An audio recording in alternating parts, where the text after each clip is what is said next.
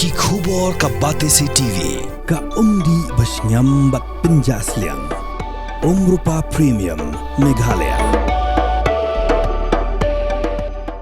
Sophistication meets style. The stylish trendsetter Tata Curve SUV is in town. India's first coupe SUV is now in Shillong. I wanna make up right now, see you whining, grinding, all on the floor like that. Oh.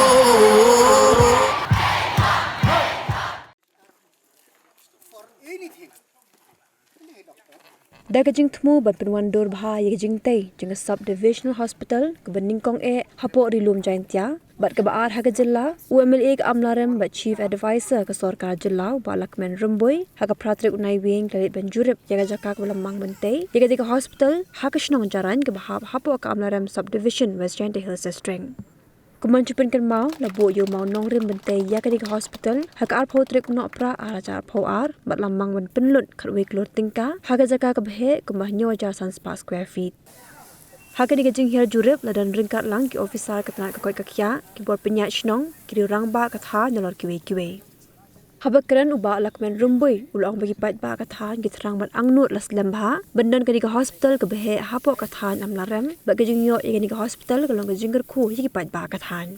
kum tau ba lakmen lakan pau ke jus ngongu bat ai kuble yu menteri rang ba ke jella ukon rak ke sangma menteri berim ketana ke koi kakya ba James PK sangma kumju ke Dr. Amrin Lingdo menteri ketana ke koi kakya ke Sorkar Jella ke ibit ban kentiu kedan ye ke jaran PHC jaka 50 bedded sub divisional hospital.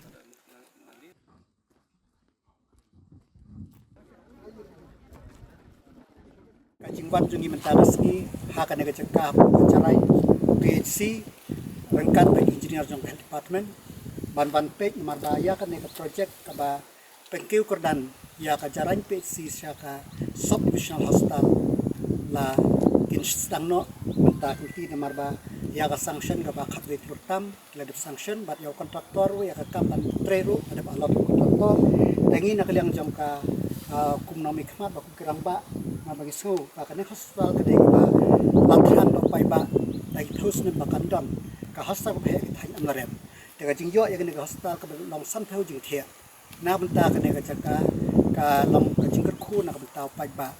dangi na ka lang jongi ni la na ai khuble ya chief minister ran buram jingi kondat ke sangma khamla dat kletru ya health minister barim James PK sangma marbaya kan ke hospital bala